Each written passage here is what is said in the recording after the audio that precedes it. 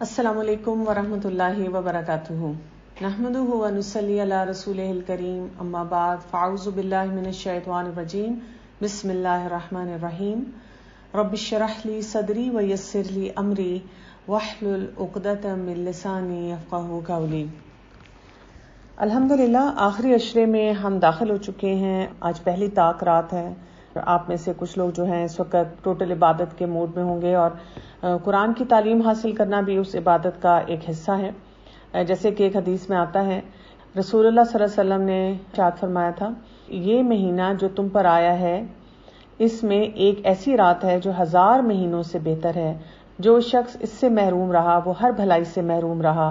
اس رات کی سعادت سے صرف بد نصیب ہی کو محروم کیا جاتا ہے۔ اس عشرے میں کرنے کا کام کیا ہے؟ جیسے کہ ایک اور حدیث میں ہمیں پتہ چلتا ہے کہ عائشہ رضی اللہ عنہا نے جب رسول اللہ صلی اللہ علیہ وسلم سے پوچھا کہ اے اللہ کے رسول صلی اللہ علیہ وآلہ وسلم، اگر میں شب قدر پا لوں تو میں کیا کہوں؟ تو آپ صلی اللہ علیہ وآلہ وسلم نے فرمایا، آپ دعا پڑھیں، اللہم انک عفو کریم تحب العفو فاعف عنی، کہ اے اللہ تو معاف کرنے والا ہے، کرم فرمانے والا ہے، معاف کرنے کو پسند کرتا ہے، بس مجھے معاف فرما دے۔ تو یہ جو رات ہے خاص طور پہ آپ یہ سوچیں، اس میں کیا کام کرنے کے لیے بہت زیادہ ہمیں کہا گیا، کثرت سے استغفار کی کثرت ہو، ذکر کی کثرت ہو، قرآن کی تلاوت کی کثرت ہو، نان سٹاپ آپ جیسے دعائیں پڑھیں، اہتمام کریں نماز کا، تراویح کا۔ کچھ لوگ ساری رات جاگے رہتے ہیں اور وہ کوالٹی نہیں ایڈ کر رہے ہوتے۔ تو اصل چیز یہ کہ آپ اپنی ساری عبادات میں کوالٹی جو ہے اپنی جتنی بڑھا سکتے ہیں اس کوالٹی کو بڑھائیں۔ تو ہم آج 21واں پارہ شروع کرتے ہیں، سورہ العنکبوت۔ ہم نے کل جب بات ختم کی تھی بہت خوبصورت مثال پہ ختم کی تھی، مکڑی کے جالے کی تھی۔ مکڑی کا جالا کہ جو لوگ بھی اللہ کے سہارے کے سوا جو سہارے ڈھونڈتے ہیں وہ اس مکڑی کے جالے کی طرح ہوتے ہیں۔ کہ آگے جب ہم آیات پڑھیں گے تو ہر جگہ آپ کو فیلنگ آئے گی کہ اسی مکڑی کے جالے کے ریفرنس سے جیسے بات ہو رہی ہے، کہ یعنی جتنے اور سہارے ہیں وہ کمزور سہارے ہیں، ایک اللہ کا سہارا ہی ہے جو کہ مضبوط سہارا ہے۔ اتلو ما اوحی الیک من الکتاب واقم الصلاۃ ان الصلاۃ تنہی عن الفحشاء والمنکر ولذکر اللہ اکبر واللہ یعلم ما تصنعون۔ جو کتاب آپ کی طرف وحی کی گئی ہے اسے پڑھیے، تلاوت کے لیے کہا جا رہا ہے، اور نماز قائم کریں، یقیناً نماز بے حیائی اور برائی سے روکتی ہے۔ بے شک اللہ کا ذکر بہت بڑی چیز ہے، تم جو کچھ کرتے ہو اس سے اللہ خبردار ہے۔ سب سے پہلی بات کہہ رہی ہے تلا یتلو تلوون، اس کا مطلب ہے تلاوت جو ہم کہتے ہیں اس کا مطلب ہے فالو کرنا، یعنی اس کو آرام سے پڑھنا۔ تلاوت ہم نے تو سمجھ لی جیسے ریسیٹیشن، لیکن تلاوت از بیونڈ ریسیٹیشن، کہ آپ نے تلاوت کی، تلاوت کے ساتھ آپ نے اب اس کو سمجھا، جو الفاظ ہیں ان کی ادائیگی بھی صحیح کی، پھر اس کے بعد آپ نے سمجھا، پھر آپ نے سوچا کہ اس کی اپلیکیشن میری زندگی میں کیا ہوگی۔ جیسے ہم دیکھتے ہیں کہ رسول اللہ صلی اللہ علیہ وسلم صحابہ کو کہا کرتے تھے کبھی کبھار کہ آپ تلاوت کریں، اور ان سے سنا کرتے تھے۔ پھر دوسری اہم چیز ہمیں یہاں کیا پتہ چل رہی ہے، نماز کا ذکر آیا ہے، اور نماز 2 چیزوں سے روکتی ہے، ان کے اوپر بات ہو رہی ہے۔ ان الصلاۃ تنہی عن الفحشاء والمنکر، فحاشی سے روکتی ہے اور منکر سے روکتی ہے۔ فحاشی کیا چیز ہوتی ہے؟ ولگیرٹی کی جتنی شکلیں ہیں، چاہے وہ بولنے میں ہیں، لباس میں ہیں، ایٹیٹیوڈ میں ہیں، ریلیشن شپس میں ہیں۔ اور منکر کیا ہوتے ہیں؟ ہر برائی، جو بھی اور برائیاں ہمیں نظر آتی ہیں۔ آپ دیکھیں کتنا خوبصورت پیکج ہمیں مل رہا ہے نا، کہ نماز ہمیں ان سب چیزوں سے روکے گی۔ اب کیسے روکے گی؟ تھوڑا سا ذرا اس کو انڈرسٹینڈ کرنے کی کوشش کرتے ہیں۔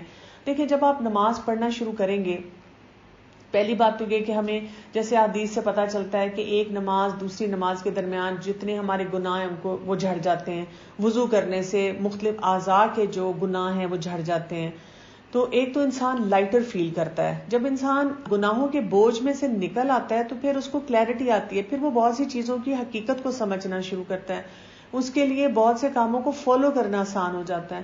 جو گناہوں کے بوجھ تلے دبا ہوتا ہے، جو وضو نہیں کرتا، نماز نہیں پڑھتا، تو اس کے لیے وہ گناہوں کی ایک چین شروع ہو جاتی ہے۔ جیسے کل بھی ہم بات کر رہے تھے نا، ڈومینوز افیکٹ ایک شروع ہو جاتا ہے، جو ایک کے بعد دوسرا گناہ، تیسرا گناہ راستہ کھولتا جاتا ہے اور وہ بڑھتا ہی چلا جاتا ہے۔ تو ایک تو اس طرح سے انسان کے لیے آسانی ہوتی ہے۔ پھر یہ کہ جو انسان نماز پڑھتا ہے، اب آپ دیکھیں آپ کو لباس بھی پراپر کرنا پڑے گا، تو آپ آپ کا فحش لباس ختم ہو جاتا ہے، آپ اپنے لباس کے معاملے میں کیئرفل ہو جاتے ہیں، کیونکہ نماز ایسے تو نہیں ہے نا ون ٹائمر، آپ نے دن میں 5 دفعہ نماز پڑھنی ہے، آپ کو ہر وقت یہ محتاط رہنا پڑے گا میری باڈی صحیح طرح کورڈ ہو. ایک خاتون جو ہے ایسا پھنسا ہوا لباس نہیں پہنے گی کہ اس سے رکوع اور سجدہ نہ صحیح طرح کیا جائے، یا یہ کہ آف سلیوز اور ہاف سلیوز یا سی تھرو یا ایسی چیزیں نہیں پہنے گی جو اسے پتا ہے کہ وہ پھر اس کی نماز کے یہ جو اس کو پراپر ڈریس کوڈ چاہیے وہ پورا نہ ہو. پھر یہ کہ جب آپ نماز پڑھنی شروع کرتے ہیں، آپ کے سامنے آ کے آپ کا کوئی فون اٹھا لے، کوئی چیز غلط کر دے، آپ کو کنٹرول کرنا پڑتا ہے. آپ نماز کی حالت میں ہیں، آپ صبر کرتے ہیں، برداشت کرتے ہیں، آپ اسے کچھ کہہ نہیں سکتے، دل میں گالی آ رہی ہے، پھر آپ کہتے ہیں اچھا چھوڑو میں نماز پہ فوکس کروں. تو ان اے وے انسان کی تربیت ہونا شروع ہو جاتی ہے کہ آپ کے ایکشن سارے جو ہیں وہ آپ کو اس ڈائریکشن میں لے کے جا رہے ہوتے ہیں، آپ منہ سے وہ اس وقت نماز کے اندر بول رہے ہوتے ہیں جو اللہ کا حکم ہے. اب ہماری پرابلم کیا ہے، ہم جب نماز پڑھتے ہیں، نماز سے باہر نکلتے ہیں، ہم کتنے لوگوں کو دیکھتے ہیں کہ ان کی زندگی میں تو فحش اور یہ منکرات جو ہیں بہت زیادہ ہیں. اس کی کیا وجہ ہوتی ہے؟ اس لیے کہ جب ہم نماز پڑھ رہے ہیں تو ہم نے اس کو ایک ایبسنٹ مائنڈڈ ایکٹیویٹی لے لی ہے. ہمیں کیا کرنا ہوگا، نماز میں سوچنا ہوگا. جیسے آپ دیکھیں نماز پڑھنے کے لیے جب آپ کھڑے ہوتے ہیں اور آپ جب پہلی بات کیا بولتے ہیں، اللہ اکبر. جب آپ نماز کے لیے کہہ رہے ہیں اللہ اکبر، کیا مطلب ہے اس کا؟ کہ اللہ سب سے بڑا ہے. تو نماز کے بعد بھی تو ہمیں یہی سوچنا ہے نا کہ اللہ سب سے بڑا ہے، ہر چیز میں اللہ سب سے بڑا ہے. مجھے لوگوں سے، دنیا سے، چیزوں سے امپریس نہیں ہونا، مجھے اللہ کے احکامات کو نہیں چھوڑنا. اللہ سب سے بڑا ہے، مجھے اللہ کی خاطر تمام معاملات کو لے کے چلنا ہے. اسی طرح آپ دیکھیں آپ قیام میں کھڑے ہوئے ہیں، آپ کے ہاتھ بندھے ہوئے ہیں اللہ کے آگے، اس وقت انسان کو یہ ضرور سوچنا ہے کہ نماز کے بعد بھی مجھے کن کن چیزوں سے ہاتھ باندھ کے رکھنے ہیں، مجھے نہیں ان چیزوں کی طرف اپنے ہاتھ کو پھیلانا.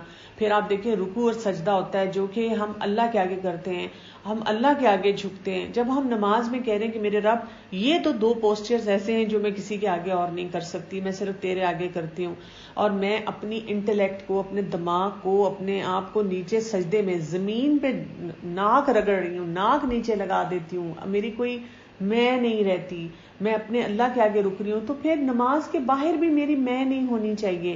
ہم جو بھی کر رہے ہیں ہم اللہ کی خاطر ہی کر رہے ہیں، اپنے رب سے تعلق کو مضبوط کرنے کے لیے کر رہے ہیں. تو بیسیکلی کرنا کیا ہوگا کہ نماز کے جتنے ایکشنز ہیں، اگر آپ ڈیلی اپنی ایک روٹین بنا لینا کہ میں نے جب نماز پڑھنی ہے نا، اور ایک ایکشن کے اوپر غور و فکر کرنا ہے کہ نماز میں کیا بول رہی ہوں، کیا کہہ رہی ہوں، کیا ایکشن کر رہی ہوں، اور اس ایکشن کا اور یہ جو بھی میں دعائیں پڑھ رہی ہوں نماز میں، اس کا ریفلیکشن میری زندگی میں کیا جانا چاہیے. لیکن ہم کسی بھی ایسا انسان کو دیکھ کر یہ نہ سوچیں کہ یہ برا انسان ہے جو اسپیشلی نماز پڑھتا ہے. اگر آپ کو لگتا بھی ہے نا توبہ توبہ، یہ تو نماز پڑھ کے بھی دیکھو اس کی لینگویج دیکھو، اس کا ڈریس دیکھو، یا اس کی حرکتیں دیکھو، تو آپ یہ سوچا کریں کہ اگر یہ شخص نماز نہ پڑھے نا تو پھر کیا. نماز اس کو ڈیفینیٹلی 100% اللہ تعالیٰ بتا رہے قرآن میں کہ نماز ضرور روک رہی ہوگی اسے کسی نہ کسی چیز سے. یہ اور بات ہے کہ ہمیں وہ چیز ٹینجیبل فارم میں نظر نہیں آ رہی ہوتی. تو نماز کی خوبصورتی کو اپنی زندگی میں جو ہے انجوائے کرنے کی ضرورت ہے. اور ساتھ ہی کیا کہہ دیا گیا، وَلَا ذِكْرُ اللَّهِ اکبر، یعنی سب سے بڑی بات ہماری زندگی میں کیا ہونی چاہیے کہ اللہ کا ذکر ہم کیسے بلند کرتے ہیں، کس طریقے سے ہم اپنے رب کے ساتھ جو ہے اپنے آپ کو جوڑتے ہیں. آیت نمبر 48 میں دیکھیں اللہ سبحانہ تعالیٰ کہتے ہیں اس سے پہلے تو آپ کوئی کتاب پڑھتے نہ تھے، نہ کسی کتاب کو اپنے ہاتھ سے لکھتے تھے کہ یہ باطل پرست لوگ شک و شبے میں پڑے ہیں. کیونکہ یہ اس قسم کی باتیں وہاں پہ کیا کرتے تھے نا، وہ ہر بات پہ کہتے تھے کہ یہ اس کو گھڑا ہے رسول اللہ صلی اللہ علیہ وسلم نے. تو یہاں پہ یہ جواز کے طور پہ ایسے دلائل لائے جا رہے ہیں کہ انہوں نے نہیں گھڑا. اب بات یہ ہے کہ یہاں پہ یہ جو سورہ العنکبوت پڑھ رہے ہیں یا ویسے بھی جو ہم بہت سی صورتیں پڑھ رہے ہیں اور اس میں مختلف انبیاء کے واقعات بھی دیکھتے ہیں، تو ہمیں کیا پتہ چلتا ہے کہ اللہ سبحانہ تعالیٰ جو ہے مختلف قسم کے لوگوں کو ٹیسٹ دیتے ہیں، اور یہ ٹیسٹ ہر انسان کی زندگی میں ہے. اور یہ انبیاء کی زندگی میں تھے جو اللہ کے بہت پیارے تھے، جو اللہ کی عبادت کس طرح کرتے تھے. کیونکہ کبھی کبھار ہمیں یہ لگتا ہے کہ اچھا پتہ نہیں میں نے کوئی گناہ کیا ہے جو میرے ساتھ ایسے ہو رہا ہے. ہاں ظاہر ہے کبھی کبھی گناہ بھی ہمارے آڑے آتے ہیں، لیکن امتحان تو ہر حال میں ہونا ہی ہونا ہے. ہمارے لیے کیا چیز ضروری ہے کہ ہمیں جو اللہ تعالیٰ ہمیں ٹیسٹ دیتا ہے ہم نے اس کو پاس کرنا ہے. اور دوسری چیز ضروری کیا ہے، ہر سچویشن جو ہماری زندگی کی ہے نا وہ ہمیں اللہ کے اور قریب کر دے، اور قریب کر دے. اس کو آپ اس طرح سے دیکھیں، ایک چھوٹا بچہ ہوتا ہے نا، اور وہ کوئی غلطی کرتا ہے اور اس کی اماں جو ہے نا اس کو ڈانٹتی ہیں یا اس کو چپت بھی لگا دیتی ہیں. اچھا وہ بچہ یہ نہیں کرتا کہ وہ روئے اور جا کے کہیں اور بیٹھ جائے. ٹین ایجر تو کر لیتا ہے کہ اپنے کمرے میں چلا جاتا ہے اور پیرنٹ سے الگ ہو جاتا ہے، لیکن چھوٹا بچہ نہیں کرتا. چھوٹا بچہ کیا کرتا ہے، اماں ڈانٹ رہی ہے، مار رہی ہے، اور وہ بچہ اپنی اماں سے رو رو کے اور چپکتا جا رہا ہے اور اپنی امی کے قریب آتا جا رہا ہے. تو بیسیکلی ہمیں یہی کام کرنا ہے کہ سوچنا ہے کہ میرا سہارا صرف اللہ کے ساتھ ہے، میرا رب ہی ہے جو مجھے اس مشکل میں سے نکال سکتا ہے، اور اس کے علاوہ میرے پاس اور کوئی طریقہ نہیں ہے.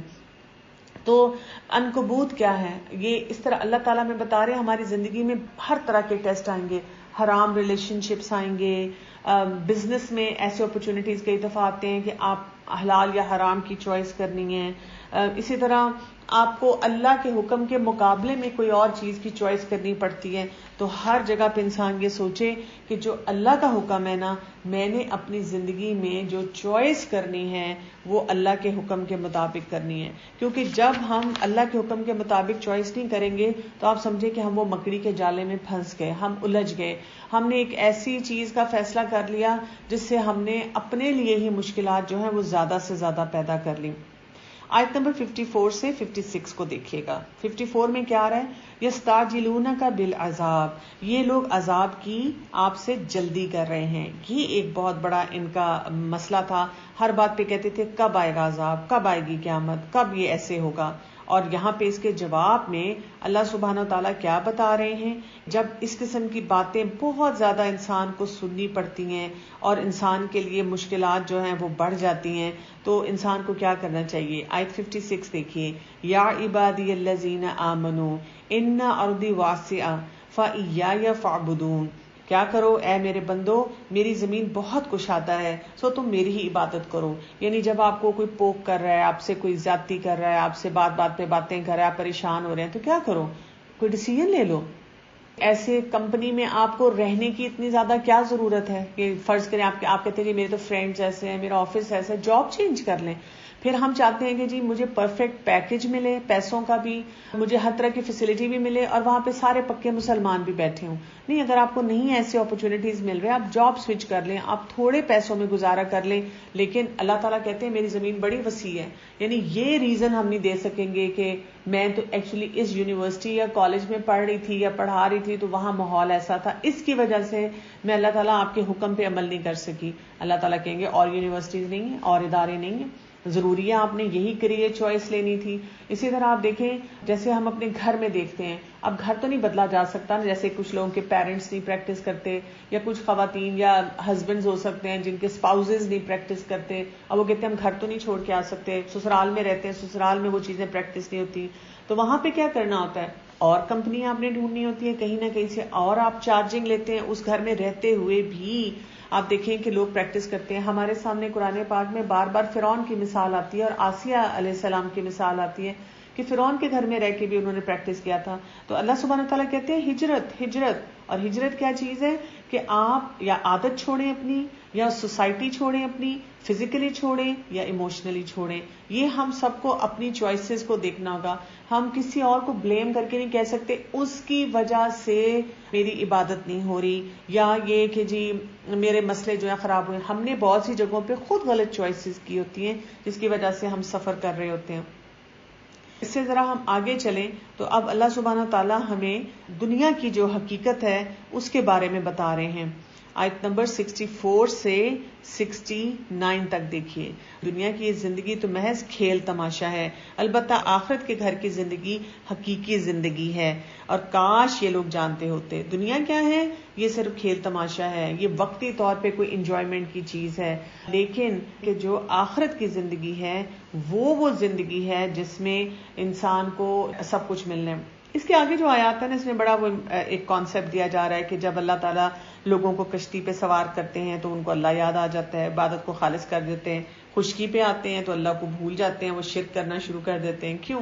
اس لیے وہ جو مکڑی کے جالے کی بات یاد رکھیں. جب ہمیں لگتا ہے نا کہ ہمارے پاس کوئی سہارا نہیں ہے، اور کشتی کی اور سمندر کی مثال تو بہت زیادہ دی جاتی ہے، اور آپ کو کبھی بھی موقع ملے تو ایک دفعہ سمندر میں بوٹنگ ضرور کریں.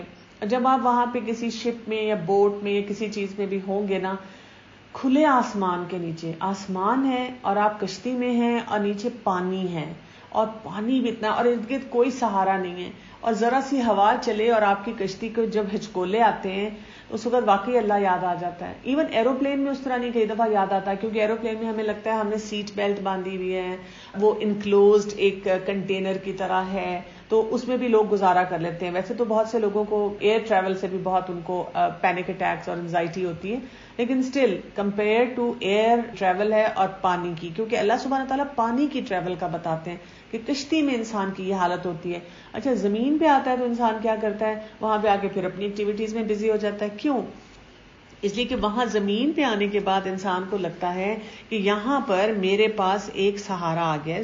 تو یہ ایک نیچرل ایک انسان کا طریقہ ہے. ہم اپنی زندگی میں ویسے بھی دیکھتے ہیں، مثلا ایگزامز ہیں، اب آپ دیکھیں ایگزام میں ہمیں لگتا ہے اللہ پتہ نہیں میرا کیسا رزلٹ آئے گا، اب ہمارے اور کوئی سہارا کام نہیں آ رہا، وہ مکڑی کا جالے کی طرح سارے سہارے چلے گئے، اب ہمیں اللہ یاد آ گیا. اسی طرح آپ دیکھیں کہ کوئی بیماری آ گئی، ڈاکٹرز نے جواب دے دیا، اس وقت بھی آپ دیکھیں ہم یہ نہیں کہتے اور ڈاکٹر ڈھونڈے. ایک دو دفعہ ہم ایسے ڈائلاگ ضرور بولتے ہیں ڈاکٹر صاحب جتنے پیسے لینے ہیں لے لیں لیکن ہمارے مریض کو بچا لیں، لیکن الٹیمیٹلی ہم کیا کرتے ہیں؟ اللہ کی طرف جاتے ہیں. تو جتنی انسان کی ہیلپ لیسنس والی کنڈیشنز ہوتی ہیں اس میں انسان بھاگ بھاگ کر اللہ کی طرف جاتا ہے.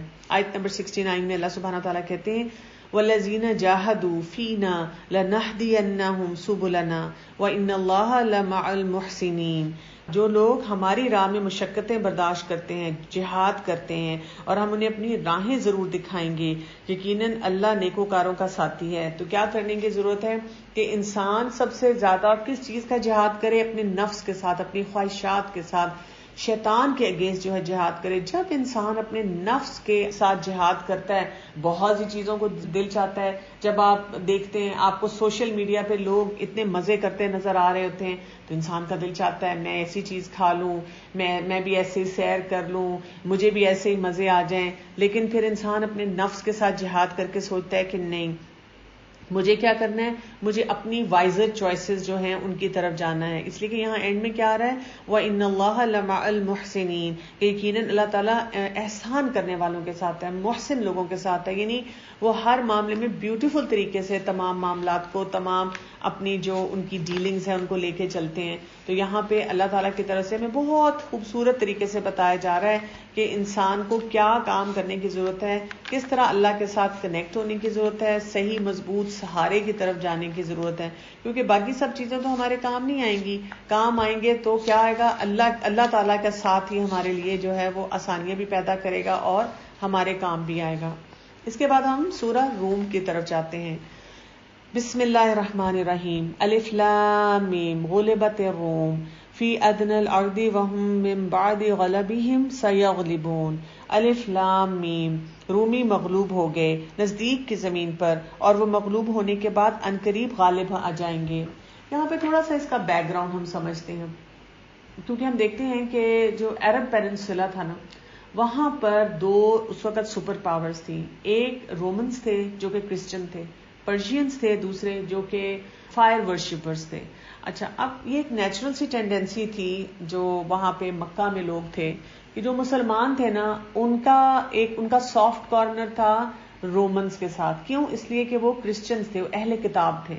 ان کو یہ تھا کہ ان کے پاس بھی اللہ کا کلام آیا ہے، ہمارے پاس بھی آیا، تو ان کے ساتھ ایک ان کا کلک تھا اور ان کی ایک سافٹ کارنر تھا. اچھا، جو مکہ کے لوگ تھے جو کہ خود بھی بتوں کی پوجا کرنے والے تھے، سارے مشرکین مکہ تھے، ان کا ایک نیچرل سافٹ کارنر کن کے لیے تھا؟ پرشینز کے لیے تھا، کیونکہ وہ بھی آگ کی پوجا کر رہے ہیں، انہوں نے اپنے دیوتا بنائے ہوئے ہیں اور انہوں نے بھی اپنے دیوتا بنائے. جیسے ہماری ایسے ہوتا ہے نا سچویشن میں، کوئی میچ ہے اس میں آپ کا اپنا ملک نہیں ہوتا لیکن دو اور ملک ہیں، تو اگر ایک مسلمان ملک اور ایک کوئی اس طرح سے نان مسلم ہو تو کیا ہو جاتا ہے؟ آپ کی ساری سمپتیز جو ہوتی ہیں وہ مسلمان ملک کی طرف چلی جاتی ہیں. یہاں پہ ہمارے ساتھ اکثر ہوتا ہے، جیسے کرکٹ میچ میں تو میں نے بہت دیکھا ہے کہ اگر پاکستان ہار گیا نا تو اس کے بعد لوگ کیوں اتنے شوق سے میچ دیکھ رہے ہوتے ہیں کہ انڈیا نہ جیت جائے. یعنی آپ کا جو ایک نیچرلی آپ کو لگتا ہے کہ کوئی اینمی آپ کو لگ رہا ہے اپنا، اس کو پھر آپ دیکھ رہے ہیں اور اس کے مقابلے میں جو ٹیم کھیل رہی ہے آپ اس کے ساتھ ہو جاتے ہیں. تو مسلمانوں کے ساتھ بھی ایک نیچرل سی ایک تھی کہ کیونکہ رومنز اور پرشینز جو تھے جب ان کی کوئی جنگ ہوتی تھی لڑائی ہوتی تھی تو یہ ایک نیچرل سا ان کا ہوتا تھا. اب ہوا یہ کہ اس زمانے میں ایک رومنز اور پرشینز کی جو جنگ ہوئی اس میں پرشینز جیت گئے اور رومنز ہار گئے. تو مشرکین مکہ نا بڑا چل چل کے اس طرح سے مسلمانوں کو اشارے کرتے تھے کہ اب تم لوگوں کی بھی باری ہے, اب ہم تم لوگوں کو بھی ہرا دیں گے. مسلمانوں کے لیے ظاہر ہے پھر ایک ہوتا ہے نا یو فیل بیڈ کہ ہم کیا چاہ رہے تھے, کیا سوچ رہے تھے اور یہ ہو کیا رہا ہے. تو ایسی سچویشن میں جب انسان وہ ایسی چیزیں فیل کرتا ہے یا فیس کرتا ہے, اس وقت جو تھا اللہ سبحانہ تعالیٰ نے یہ آیات نازل فرمائی. اور یہ بڑا ہی ڈینجرس قسم کا ایک کلیم تھا جو اس وقت کیا گیا تھا, یعنی وہ جس وقت وہ ہارے تھے اس وقت کیا کہا جا رہا ہے, غلبت الروم, کوئی بات نہیں, فکر نہیں کرو, رومنز ہیں وہ غالب آئیں گے, وہ جیت جائیں گے. اور اللہ تعالیٰ نے آیت نمبر 4 میں اگر آپ دیکھیں تو ٹائم فریم بھی بتا دیا, فی بدء سنین, کتنے سال میں, چند سالوں میں. یہ بدء سنین ہے, یہ ہوتے ہیں 3 سے 9 یا 10 سال. یہ والا ورڈ ہم نے پڑھا تھا جب ہم نے یوسف علیہ السلام کا واقعہ کیا تھا, جب وہ جیل میں تھے تب بھی اسی طرح سے بدء سنین ان کو رکنا پڑا تھا. تو اب آپ سوچیں کہ اللہ تعالیٰ نے یہاں پہ پریڈکشن مسلمانوں کو دی تھی اور فیوچر کی ایک لک دکھائی تھی.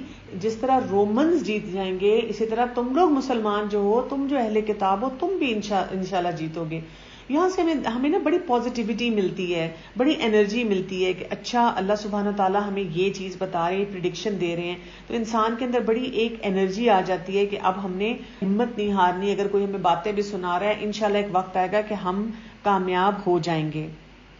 پھر آیت نمبر 7 کو اگر آپ دیکھیں تو یہاں پر ہمیں ایک امپورٹنٹ میسج دیا جا رہا ہے, یعلمون ظاہرا من الحیات الدنیا وہم عن الآخرۃ ہم غافلون, کہ وہ تو دنیا کی ظاہری زندگی کو جانتے ہیں اور آخرت سے بالکل ہی بے خبر ہیں. پرابلم کیا ہے لوگوں کی, بہت سارے لوگوں کی, مکڑی کے جالے کو پھر یاد کر لیں. وہ لوگ جو مکڑی کے جالے کی طرف جاتے ہیں, ایسے لوگوں کا سہارا تلاش کرتے ہیں, اللہ کی طرف نہیں جاتے. ان کی پرابلم کیا ہے, وہ دنیا سے یا فیس ویلیو پہ کسی بھی چیز کے چلتے ہیں اور وہ اس گلیمر میں اٹک جاتے ہیں اور اس گلیمر سے وہ اپنی طرف سے ایک انرجی لیتے ہیں اور وہ اسی لیے دنیا کے پیچھے وہ چیزیں ان کو اپنی طرف کھینچتی ہیں. تو اللہ سبحانہ تعالیٰ کیا کہہ رہے ہیں کہ وہ ظاہری زندگی میں چلے جاتے ہیں اور آخرت کے بارے میں وہ غافل ہیں. اب دیکھیں کیسی کیسی غفلتیں ہیں. مثلاً آپ کو لوگ ایسے ملیں گے جن کو آپ ان سے بات تو کریں, وہ دنیا کی چیزوں میں ایسے ایسے ایکسپرٹس ہیں, ریسرچز کر رہے ہیں, آپ بیٹھ کے ان سے بات کریں, ایسی ایسی انٹلیکچوئل فارمولاز آپ کو دے رہے ہیں, دلائل دے رہے ہیں, لیکن دین کے معاملے میں انڈا کورے, کچھ بھی نہیں پتا, آئی تھنک سو ایسی باتیں کریں گے. اس پہ دلیل نہیں ہوگی. اگر آپ پوچھ لیں گے یہ دلیل کہاں سے آئی, یہ جو آپ بات کہہ رہے ہیں کہ میرا نہیں خیال قرآن میں یہ بات آئی ہے, میرا نہیں خیال قرآن میں یہ حکم آیا ہے, تو وہ کہیں گے میرا خیال ہے. یعنی دنیا کے لیے وہ ہر چیز کو سائنٹیفکلی پروو کریں گے, تھرو ریسرچز پروو کریں گے, لیکن دین کو نہیں. اسی طرح ایسے لوگ ہوں گے جنہوں نے اتنے جینیس ہوں گے جنہوں نے دنیا کی کوئی کتاب نہیں چھوڑی ہوگی, بک ورمز ہوں گے, ہر وقت ہر طرح کی کتابیں پڑھیں گے, لیکن قرآن پڑھا ہی نہیں, اس کو سمجھنے کی کوشش ہی نہیں کی. ایسے لوگ آپ کو دنیا میں ملیں گے جو کہ بڑے بڑے اس میں اسٹاک مارکیٹ پہ ایسی نظر رکھتے ہیں اور وہاں پہ کس طرح اپنے شیئرز کو انویسٹ کرتے ہیں اور کس طرح پھر وہاں پر وہ اس سے فائدے حاصل کرتے ہیں. لیکن آپ دیکھیں ان کو نہ صدقہ صحیح طرح دینا آتا ہے, نہ زکوٰۃ دینی آتی ہے, نہ ان کو یہ پتا چلتا ہے کون سے اعمال میں نے کرنے ہیں جس کی وجہ سے میں آخرت جو ہے اپنی سنوار لوں. یعنی دنیا میں وہ اتنے کامیاب ہیں, لیکن وہی بات ہے کہ دنیا کی ظاہری زندگی میں ہیں, آخرت کے بارے میں کیسے غافل ہیں. آپ کو ایسے ایسے آرکیٹیکٹ ملیں گے کہ اتنے خوبصورت گھر, مونیومنٹس, بلڈنگز کریٹو سٹائل سے بنائیں گے, لیکن آخرت کے لیے جنت میں وہ گھر نہیں ان کو بنانا آتا, اس کے لیے کوئی کام نہیں کر سکتے. تو اللہ تعالیٰ سے بہت دعا مانگنی چاہیے کہ اللہ تعالیٰ ہمیں اس طرح کے ہر قسم کے جو فتنے ہیں ان سے دور رکھے, ان سے ہم اپنے آپ کو بچا کے رکھ سکیں. اور بیسیکلی اگر ہم دیکھیں کہ یہاں پر اللہ سبحانہ تعالیٰ ہمیں کیا بتاتے ہیں کہ یہ جتنی چیزیں ہیں, جتنی ہمارے ارد گرد چیزیں بکھری ہوئی ہیں, ان سے ہم سیکھیں, ہم ان ایلوژن, یہ جو پاور کی ایلوژن ایک ہوتی ہے نا, اس میں نہ الجھ کے رہ جائیں, ہم اپنے آپ کو ان چیزوں سے بچاتے رہیں. ایک آپ نے ورڈ سنا بھی ہوگا نا, ایک ٹرمینالوجی آتی ہے, ایبسولوٹ پاور کرپٹس ایبسولوٹلی. تو یہ جب انسان اپنے آپ کو دنیا کی زندگی میں بہت زیادہ انگیج کر لیتا ہے تو پھر کیا ہو جاتا ہے کہ وہ اس پاور کے پیچھے, اس نشے میں ہی رہتا ہے, ہر وقت یہ آ جائے یہ آ جائے. سوچتا ہی نہیں ہے کہ ہم کتنا عرصہ ان چیزوں کو استعمال کر لیں گے اور انہی چیزوں کے پیچھے چلتا چلا جاتا ہے. جیسے کہ عام زبان میں ہم دیکھیں آپ بہت بڑا گھر بھی بنا لیں نا, مینشن بنا لیں, سونا تو آپ نے ایک ہی بیڈ پہ ہے نا, آپ کی الماری اتنے کپڑے ہیں, لیکن آپ نے ڈیلی ایک ہی جوڑا پہننا ہے, میکسیمم آپ شام کو چینج کر لیں گے. اسی طرح آپ دیکھیں آپ کے ٹیبل پہ اتنا کھانا ہے, فریج بھرے ہوئے ہیں اور لوڈیڈ ہے, لیکن جتنی آپ کی پیٹ کی کیپیسٹی آپ اتنا ہی کھا سکتے ہیں نا. تو یعنی انسان کی نیڈز اتنی لمیٹڈ ہے, لیکن ہم نے ان کو کس طرح سے بڑھایا ہوا ہے. تھوڑا آگے چلتے ہیں تو آیت نمبر 20 سے 27 تک بہت خوبصورت کانسیپٹ ہے, اور یہاں پہ جو آیات آ رہی ہیں نا ان میں کیا رہا ہے, وہ بار بار آ رہا ہے وَمِنْ آیَاتِهِ, اور اللہ کی نشانیوں میں سے, اور اللہ کی نشانیوں میں سے. اللہ تعالیٰ ہمیں بار بار اپنی نشانیاں بتا رہے ہیں اور یہ سکھانا چاہ رہے ہیں کہ اللہ کی عظمت کو پہچانو. جو شخص اللہ کی عظمت کو پہچان لے گا اس کو بہت سی چیزوں کی جو ہے وہ سمجھ آنی شروع ہو جائے گی. تو چلیں تھوڑی سی نشانیاں دیکھنے شروع کرتے ہیں. پہلی نشانی آ رہی ہے وہ من آیاتہ, آیت نمبر 20 کو دیکھے گا. اللہ کی نشانیوں میں سے ہے کہ اس نے تم کو مٹی سے پیدا کیا, پھر اب انسان بن کر چلتے پھر رہے ہو. یعنی ہمیں بتایا گیا یو ور نتھنگ, یہ اللہ کی نشانی ہے, یو ور نتھنگ. پھر تمہیں سمجھ آ گیا کہ تم اتنی اپنے آپ کو چیز سمجھنے لگے کہ تم ریلیجن کے اوپر بہت لمبی ڈسکشن کرنے لگے, اللہ کو کوشچن کرنے لگے, اللہ کے وجود کے بارے میں بات کرنے لگے, میں اللہ سے یہ پوچھوں اور یہ پوچھوں, یہ باتیں کرنے لگے. پھر اگلی نشانی وَمِنْ آیَاتِهِ, اللہ کی نشانیوں میں سے ایک نشانی کیا ہے کہ تمہاری ہی جن سے تمہارے زوج پیدا کیے تاکہ تم آرام پاؤ, اور اس نے تمہارے درمیان محبت اور ہمدردی قائم کر دی. یقیناً غور و فکر کرنے والوں کے لیے اس میں بہت سی نشانیاں ہیں. یہاں پر ہسبینڈ وائف ریلیشن شپ کا ٹرائیڈ بتا دیا گیا, 3 چیزیں ان میں ہونی چاہیے. لِتَسْكُنُوا, سکون, آپس میں ایک دوسرے کے لیے سکون کا ذریعہ, مودہ, محبت, اور رحمہ, رحمت ہو. لیکن اس میں کس لوگوں کے لیے نشانی ہے, جو غور و فکر کریں گے. پھر اس کے بعد آپ دیکھیں اگلی آیت آگی وَمِنْ آیَاتِهِ, اگلی نشانی کیا آگی, اس کی قدرت کی نشانیوں میں سے آسمان اور زمین کی پیدائش اور تمہاری زبانوں اور رنگوں کا اختلاف بھی ہے. دانش مندوں کے لیے اس میں بہت بڑی نشانیاں ہیں. یہاں پہ آپ دیکھیں زبان اور رنگوں کے اختلاف کی بات کی گئی. آپ کو پتا ہے کہ اس وقت دنیا میں تقریباً 6500 سے لے کر 7000 لینگویجز ہیں, 7000 لینگویجز, اور ایک کامن روٹ سے وہ نکل رہی ہیں. اللہ تعالیٰ کہتے ہیں کہ ان کو دیکھ کے تم سوچتے نہیں ہو یہ ساری چیزیں کیسے ڈیولپ ہوئی ہیں. اینتھروپولوجی پڑھ رہے ہو, لینگویجز سیکھ رہے ہو, ریسرچز کر رہے ہو, یہ بھی تو ذرا سوچو, یہ اللہ کی نشانیوں میں سے ایک نشانی ہے. اسکن کلر کو دیکھ لیں, ایک ہی پگمنٹ ہے میلانن, 6 جینز اس کو کنٹرول کرتی ہیں, اور کتنے شیڈز ہیں انسانی کلر کے, ڈارک براؤن سے لے کر لائٹر ہیں. بلکہ اگر آپ ایک انڈیویجول کو دیکھیں, اپنے آپ کو دیکھ لیں, آپ اپنے ہاتھوں کو دیکھیں, جو آپ کے پامز کا کلر ہے, ہتھیلیوں کا کلر ہے, اور بیک دیکھیں ہاتھوں کی, وہ نہیں ہے. اسی طرح ہاتھوں کا کلر, بازوؤں کا کلر, اسکن کا کلر, آپ کو ڈفرینسز فیل ہوں گے کہیں نہ کہیں. تو یہ اللہ تعالیٰ کی اتنی بڑی نشانی ہے کہ انسان اس کے بارے میں سوچتا ہی نہیں.